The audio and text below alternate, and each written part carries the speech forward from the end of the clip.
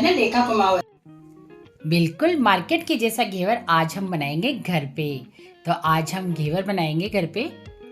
तो उसके लिए हमने लिया है यहाँ पे 2 चम्मच घी। मात्र 2 चम्मच घी से हम इतना सारा घेवर बना के तैयार करेंगे। तो इसके लिए हमने यहाँ पे परात। इस परात के अंदर हम डालेंगे 2 चम्मच घी। तो यहाँ पे हमने देसी घी का यूज किया है। इससे क्या होगा, हमारा घेवर बहुत ही अच्छा बनेगा। अगर आप मोरन घी का डालोगे तो उसमें टेस्ट बहुत ज़्यादा अच्छा आएगा। तो अब इसके अंदर डालेंगे हम आइस।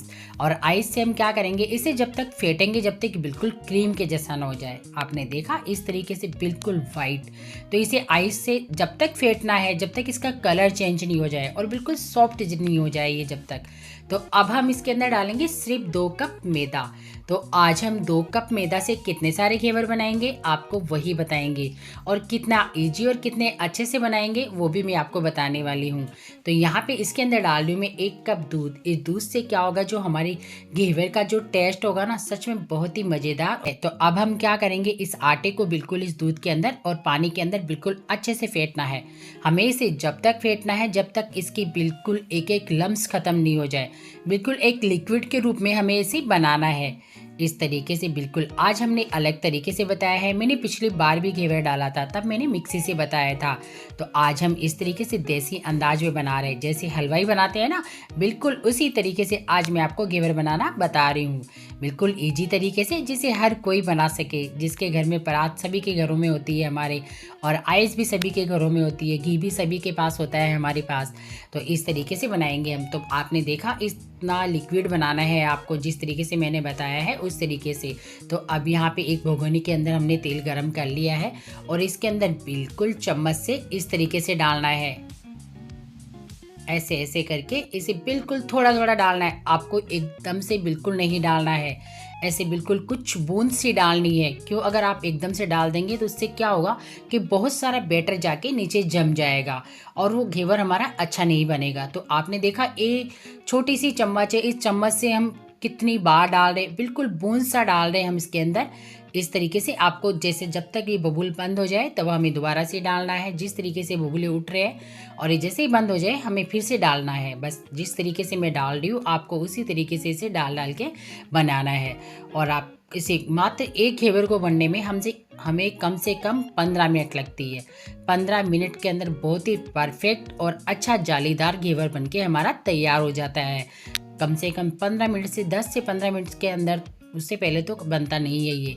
इसे आराम से बनाएंगे तो बहुत अच्छे से बनेगा। आपने देखा, और जैसे ये बन जाएगा हमारे घेवर, इसे हम चिमटे से या किसी भी बर्तन से जिससे आप लेना चाहो, इसे हम तेल के अंदर नीचे डुबो देंगे इस तरीके से, ताकि ऊपर से जो आपको लग रहा है ना कच्चा कच्चा, वो भी सिक के तैयार हो जाएगा इस तरीके से। और ये जैसे ही पूरा घेवर हमारा कंप्लीट हो जाता है ना, बिल्कुल आसानी से आपको कुछ नहीं करना पड़ता, अपने आप वो निकल जाता है। जिस तरीके से आप देख रहे हो ना, मेरा बिल्कुल अपने आप ही निकल रहा है।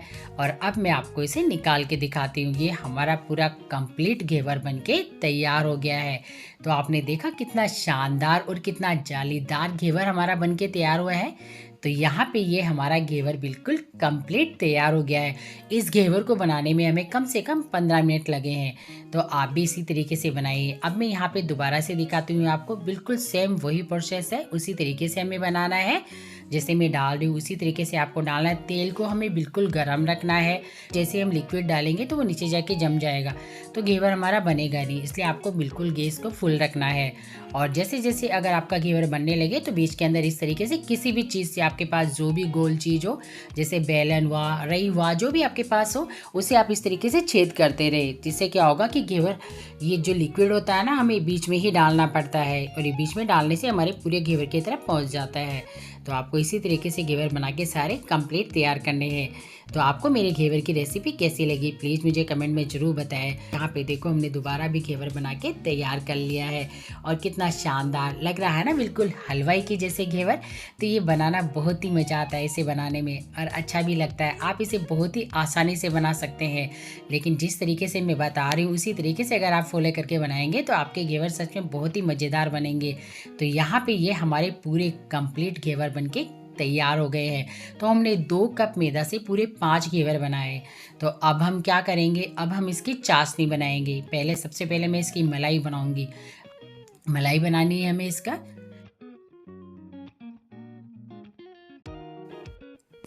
तो यहाँ पे हम बनाएंगे चाशनी। चाशनी के लिए लिए है मैंने 2 कप शक्कर। हमने 2 कप ही मैदा का यूज किया था और 2 कप ही हम शक्कर लेंगे। अब इसके अंदर मैं डालूंगी 1.5 कप पानी।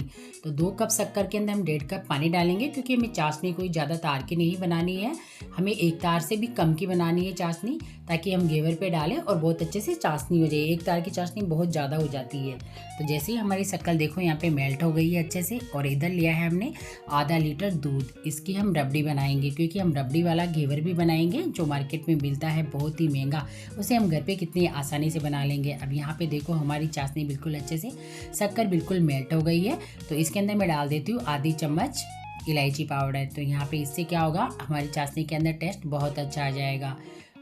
तो आपको मैं चाशनी बना के दिखाती हूँ कि हमें किस तरह की चाशनी चाहिए। बस हमारी चाशनी चिपचिपी सी होनी चाहिए। जैसे हमारी शक्कर मेल्ट होगी, मुश्किल से 2-1 मिनट पकेगी, और हमें हमारी चाशनी के अंदर इलायची पाउडर डाल के इसे बस बंद कर देना है। हमारी चाशनी घेवर में डलने लायक जैसी हो जाएगी। तो यहाँ पे मैं इधर दूध के अंदर भी इलायची पाउडर डाल देती हूँ।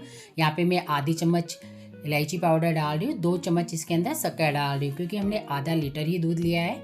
तो यहाँ पे देखो ये हमारी रबड़ी बनके तैयार हो गई है। तो अब इस रबड़ी का हम क्या करेंगे, अब इसे हम घेवर पे लगा देंगे। ये बिल्कुल कंप्लीट हमारी रबड़ी बन चुकी है। हमें इसी तरह की रबड़ी बनानी है। अब यहाँ पे मैंने एक थाली ली है, थाली पे मैंने एक स्टैंड रखा है।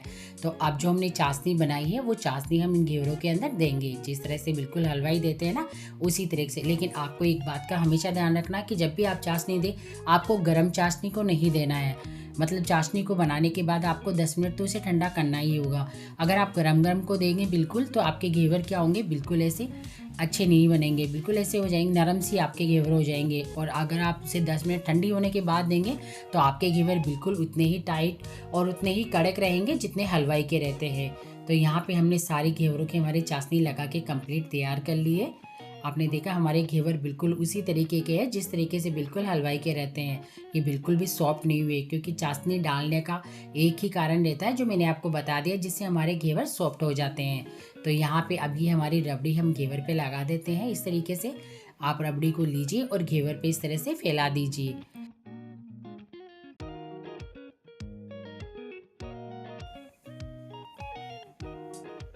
इससे मैं अच्छे से लगा दूंगी हमारे घेवर के ऊपर बिल्कुल। और अब हम इसे अच्छे से किसी भी चम्मच से, किसी भी चीज़ से आपके पास जो भी हो, उस तरीके से पूरे घेवर पे लगा दीजिए आप पूरी रबड़ी को। तो यहाँ पे हमारा एक घेवर बिल्कुल कंप्लीट हो गया है ये रबड़ी का। अब ये हमारी थोड़ी सी रबड़ी और बच गई। अब आप सोचोगे इसका मैं क्या करूँगी, तो इससे हम चॉकलेटी घेवर बनाएंगे। तो इसके अंदर मैंने थोड़ा सा दूध डाल दिया है, क्योंकि ये रबड़ी हमारी थोड़ी सी टाइट हो गई है। तो इसे हमें वापस उसी तरीके से बनाना है कि हम घेवर पे लगा सके। तो अब इसके अंदर मैं क्या करूँगी, इसे चारों तरफ से जो हमारी रबड़ी लगी हुई है ना, उसे पूरी को उतार लूँगी अच्छे से उतार के। और अब हम इसके अंदर डालेंगे कोको पाउडर, जो चॉकलेटी पाउडर होता है वही हम इसके अंदर डालने वाले हैं। तो यहाँ पे मैंने थोड़ा सा लिया है चॉकलेटी पाउडर। तो अब मैं इसके अंदर डाल दूँगी हमारे दूध के अंदर।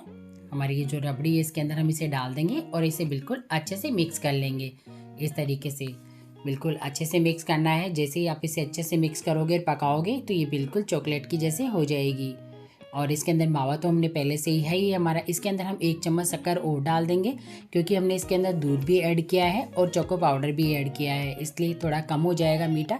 हमने पहले भी मीठा बिल्कुल अच्छे से ठीक डाला था, ज़्यादा नहीं डाला। तो यहाँ पे देखो ये हमारी चोको रबड़ी भी बनके तैयार हो गई है। तो अब ये चॉकलेटी रबड़ी भी हम इस घेवर पे लगा देंगे। तो यहाँ पे हमने एक दूसरा घेवर लिया है जिसके ऊपर हम ये रबड़ी लगा देंगे। तो ये हमारे चॉकलेटी घेवर भी बनके तैयार हो जाएगा। आपको पता है मार्केट के अंदर ये कितने महंगे मिलते हैं और कितने आसानी से हम इसे घर पे बना सकते हैं। और हमारे बच्चे तो ऐसे घेवर को देख के बहुत खुश हो जाते हैं, क्योंकि बच्चों को तो जहाँ चॉकलेट मिल जाती है ना, वहाँ बहुत ही मज़ा आ जाता है उन्हें खाने के अंदर। और हम इसे भी बिल्कुल अच्छे से इस घेवर के ऊपर फैला लेंगे। जिस तरीके से हमने पहले ही फैलाया था, उस तरीके से आपको इसे बिल्कुल उसी तरीके से फैला के तैयार करना है। तो आपने देखा हमने कितनी आसान तरीके से रबड़ी का, चॉकलेटी घेवर और मावे का घेवर दोनों हमने बना के तैयार कर लिए हैं। यहाँ पे हमारे दोनों घेवर कंप्लीट तैयार हो गए हैं। अब हम क्या करेंगे, इसे मार्केट के जैसा बनाने के लिए हम इसे गार्निश करेंगे। तो यहाँ पे गार्निश करने के लिए मैंने बादाम की कतरन ली है थोड़ी सी, तो इसे हम थोड़ी गार्निश कर देंगे। इससे क्या होगा, हमारा घेवर बिल्कुल उसी तरीके से लगेगा जैसे कि हम मार्केट से लेके आए हैं। तो बस हमें वही करना है अब। तो मैं इसे बिल्कुल अच्छे से गार्निश कर देती हूँ हमारे घेवर को। तो तो यहाँ पे ये हमारे घेवर बिल्कुल कंप्लीट बनके रबड़ी और चॉकलेटी घेवर बनके तैयार हो गया है।